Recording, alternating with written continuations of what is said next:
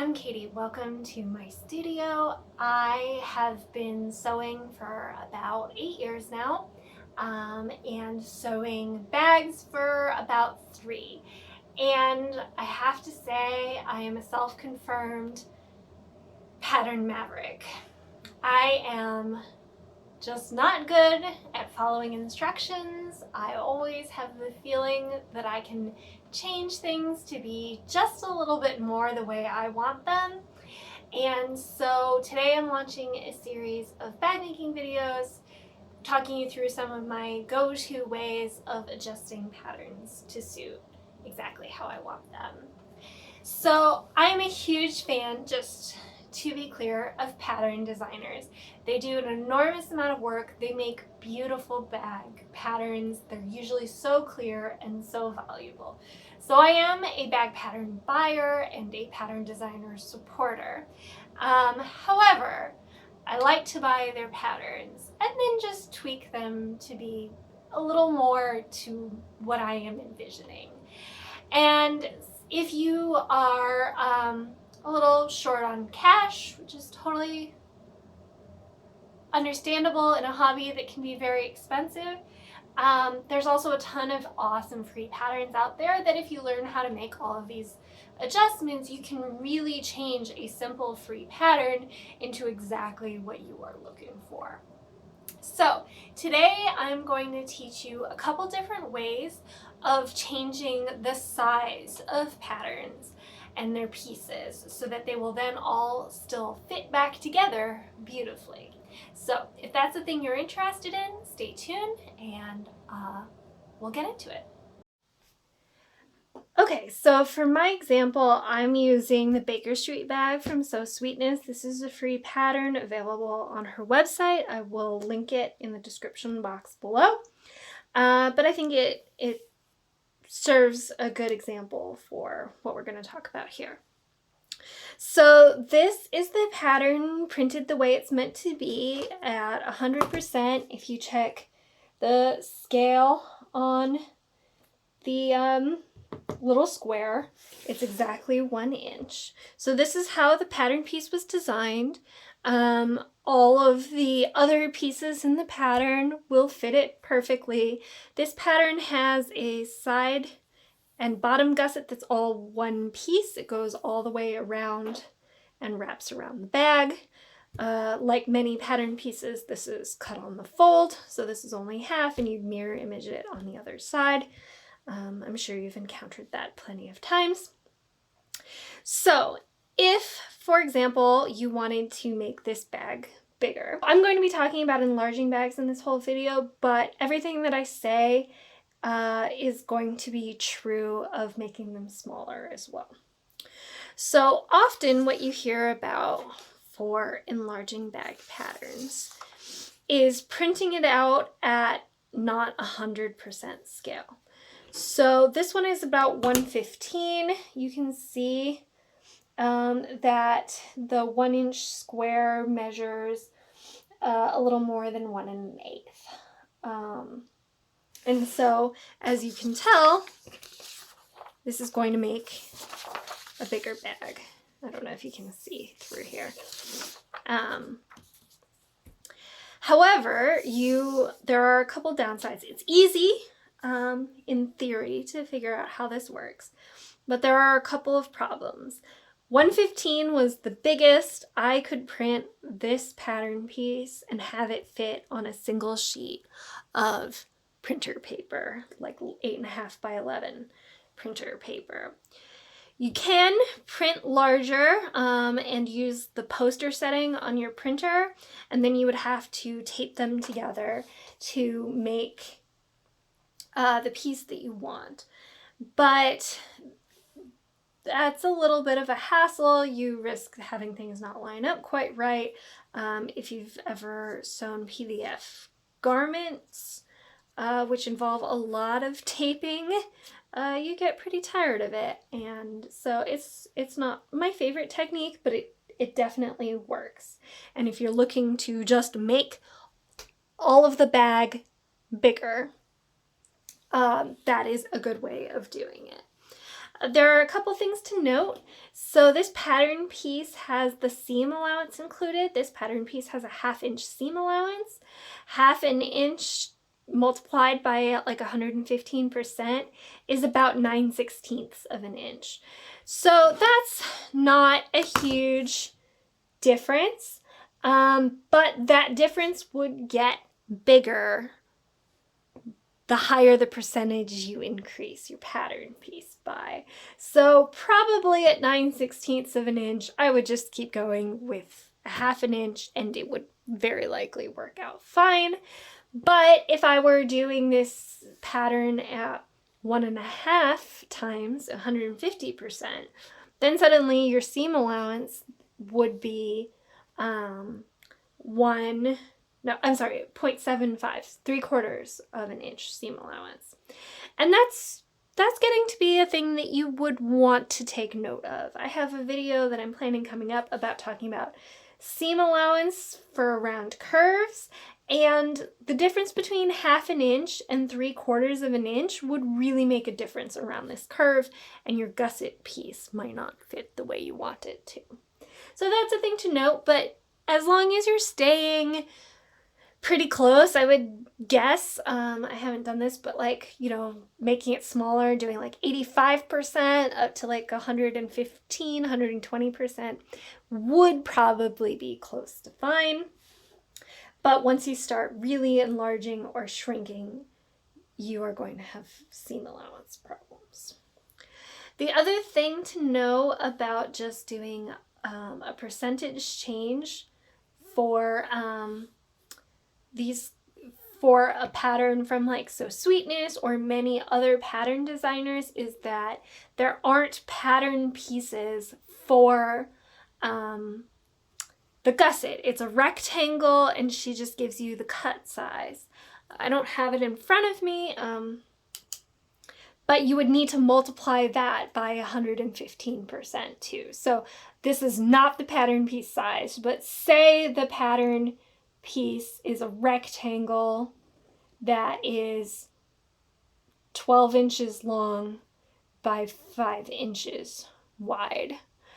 You would need to multiply 5 times 1.15, 115%, and find out what that size is, and also the 12, and calculate that. That would be the size of your new gusset piece.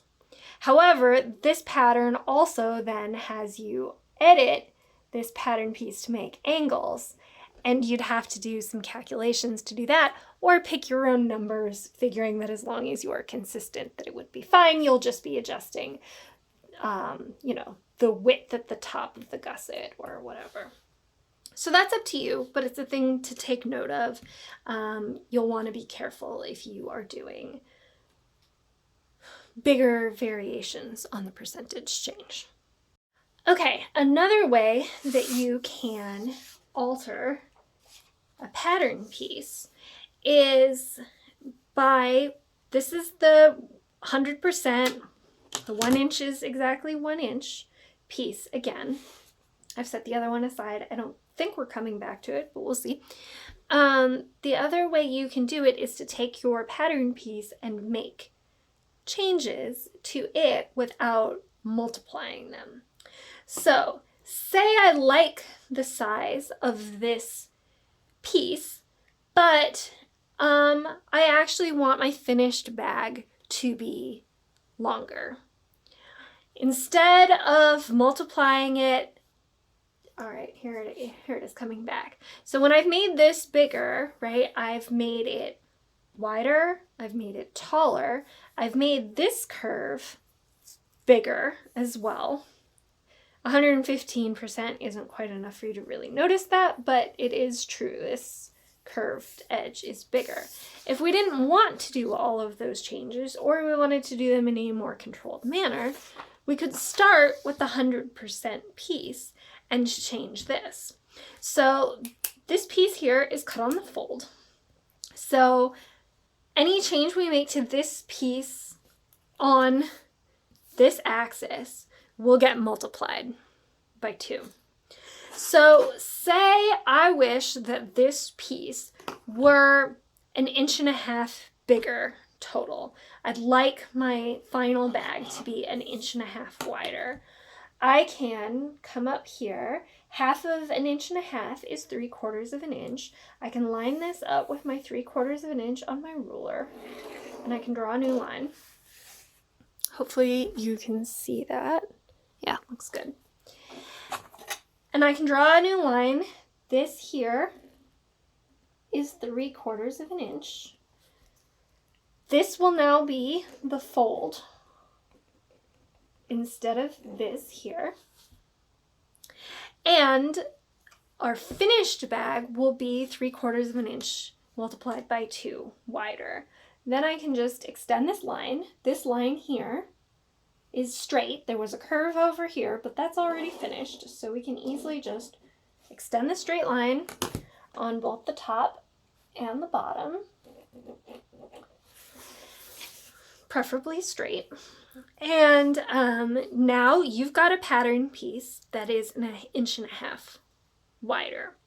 Sorry, I got distracted. My printer started making noise right off screen. So now that we've widened this piece by 1.5 inches and we know that it's exactly 1.5 inches, it's easy to make adjustments to the gusset piece that doesn't have pattern pieces included in this pattern. So to use the example, well, we'll make the example slightly more realistic, but as I mentioned, I don't have the numbers in front of me. These are not the real numbers for this pattern. But say you were doing a gusset that was supposed to wrap all the way around, and it was 24 inches wide by 5 inches tall. We've added 1.5 inches, and because this is a rectangular piece, we can just add 1.5 inches to the length for right here, and that will get us the length of gusset that we need. If this were a piece that were already not a rectangle, you know, it was angled like this piece ends up being, I apologize for this extremely bad drawing, what you could do is cut this piece in the middle, and, or if it was on the fold like this, and add the 3/4 inch exactly the same way you did here. And that would give you the length of piece as long as you are adding in total 1.5 inches. You'd want it to be in the bottom section, right? The way this angled piece works, this angle goes around the curve, and this here is the base. So you'd want the 1.5 inches that you're added to correspond with the base. But you could just add it in. Because this piece is just a long rectangle that you alter later, you can just add it anywhere you want, and then you alter the piece afterwards. If instead, or in addition to changing the width, you want to change the height, you could do exactly the same thing. Let's say we wanted to add, but this one won't be multiplied by 2. It's not on the fold here. So we'll have to add exactly the amount we want. Say we want to add 1/2 inch. We can again just line up and draw it. And then finish this straight line here. It's just an angle, and add it up. In terms of the gusset, so this is 1/2 inch.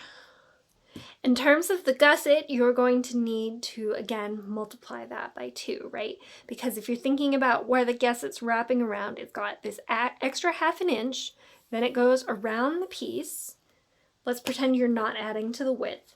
Then you get to here, and then it goes around the mirror image of the piece, and then the 1/2 inch again. So you would need to add 1 inch total to your gusset piece to account for that. If it's a piece that has other things happening at the top, you don't want to add your extra space at the top. And this is true of pattern pieces that aren't on the fold or anywhere you want to add space that isn't, you know, at the edge. You can cut. I'm just going to cut across this fold line here that's on the pattern. All right, and say I want this to be an inch taller than it is. You can take a piece. This is a technique that's very common in garment making, where it's called slash and spread. So we've slashed the pieces apart. Now, if we wanted to add an inch, we can line it up with our inch mark, draw a line. I'm gonna also draw this line here so that we can line it up. This is easier if I had cut these pieces apart, but I can line it up with a line so that there's now an inch difference between the pieces.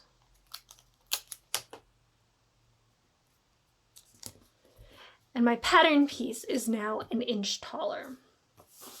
Now this angle is not going to line up quite perfectly, so what I'm going to do is I'm going to draw a line from here where the angle starts to here where the angle ends on the original piece.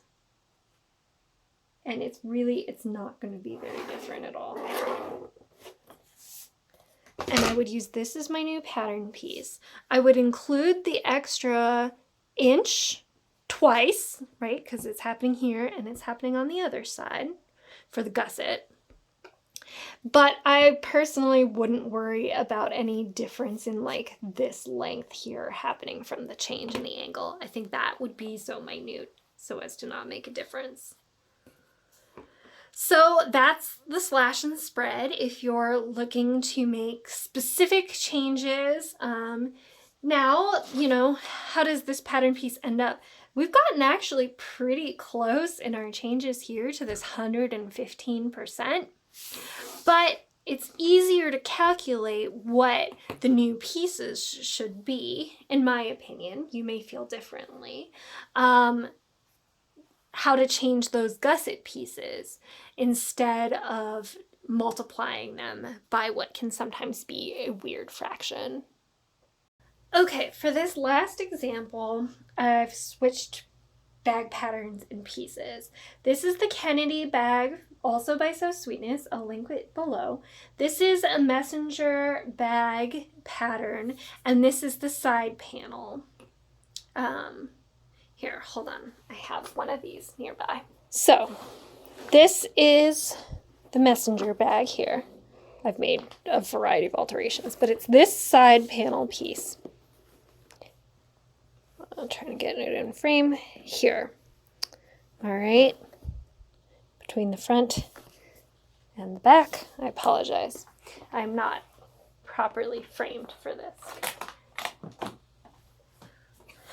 All right, so say I want to alter this side piece because, you know, this bag pattern has, you know, it's going to be about 6 inches wide minus the seam allowance at the bottom. But it's tapering up pretty dramatically to like it only being 3 inches wide at the top minus the seam allowance. So that's going to make a pretty steep line here. So say you want the top to be wider, but to leave the base alone. You want it to be a little less sharp. What you can do is take a scrap of paper. Again, we're gonna just draw a line here to line it up.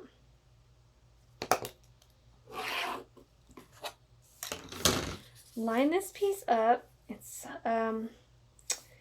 wider. It's taller than my paper. My apologies. Hopefully that's long enough.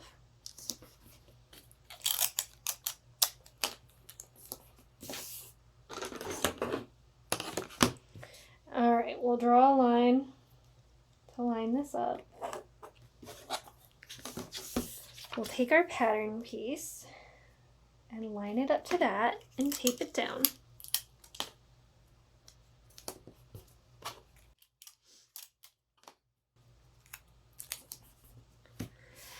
And then, all right, say we want it to be an inch wider at the top.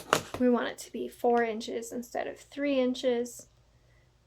This is on the fold, so you'll only want to widen it by 1/2 inch. Draw the line across.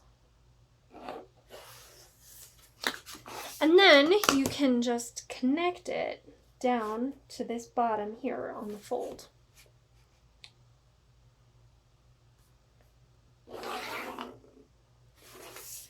So here, if we cut on this line, fold here, instead of this one, you can see that we will end up with a pattern piece that is the same width at the base as the original one, but we'll have a extra 1/2 inch here that will be multiplied by 2, and we will have a wider and less steep pattern piece here for the side panel, and that might mean that you can fit more stuff in the bag without changing all of the rest of the dimensions. All the other pattern pieces you could use as normal. For this particular pattern, nothing else, no other pattern pieces come up on this seam here. So the only thing you would have to change if you made this alteration is you'd have to use the same pattern piece for your lining in addition, and your interfacing and stuff in addition to for your exterior, but no other changes would be required, and you have a very easy way to alter a piece to make it more the way you want it to be. So I use this kind of slash and spread either like this, or where's my other pattern piece? Or like this one, where sometimes you don't actually have to slash because it's on the fold. You're fake cutting and you can just add it. But I use these kinds of alterations all of the time to personalize my bags to exactly how I want them to be. And I'm still mostly making use of all of the work that a pattern designer has done to design the other pieces, because I'm not altering much of them, or I'm altering them in very specific places where I then don't have to guess how it will change the interactions with the other ones. It does require understanding how all the pieces go together, right? So for this Baker Street bag, I need to understand how the gusset works, and that it is one piece that goes all the way around, and that and how that will imply changes for that gusset. But then the changes to the gusset are very simple, and you don't have to worry too much about them. As I mentioned, for this gusset piece, let me find somewhere to draw. I want to make sure I can draw big enough for you to see it, but I'm running. Here, we'll use this piece. For the gusset for the Baker Street bag, you have a rectangle, right? And she has you make markings here like this. She gives you the specific dimensions in the pattern, but what you can do is, pretend that you've slashed this piece, add the 1.5 inches that was here from this 3/4 inch. You can actually add it to the piece wherever before you mark it, but then you can go ahead and mark these same pieces exactly the way that they are described in the pattern, because if you are only adding the width, if you haven't added the height, you don't need to change any of those angles because all of it is happening. I'm sorry, I hit my tripod. All of those are happening here on the side, and the change you made for this change, this one is different, but for the width change, all you've changed is the bottom. And in your gusset, in between these marks is your bottom. So you want your extra 1.5 inches to be in here, but when you're cutting out the rectangle, you can just add the 1.5 inches. I hope that makes sense, and I hope I didn't confuse you. If you have any questions, please leave them in the comments, and I will try to answer them or clarify. But these are 3 different ways of altering pattern pieces. Changing by different angles, so not adding the same amount to each place. Changing consistently, where you're sliding the whole piece apart. Or, this is the 115%, where you've changed all of the pieces by a known ratio and are multiplying rectangular pieces by that ratio in order to find their size. So I hope you found these techniques helpful and that you are able to put them to good use in your sewing room. If you liked this video, please give it the thumbs up. If you have other topics about pattern hacking that you are interested in, please put a comment below and I will take note of that. I have a few in the pipeline, but I'm eager to hear what you are interested in learning. If you want to subscribe and see more of these videos, hit the subscribe button and the little bell. That will help you hear when there's a new video released and help me reach other interested bag makers and crafters. All right, have a great day. Bye.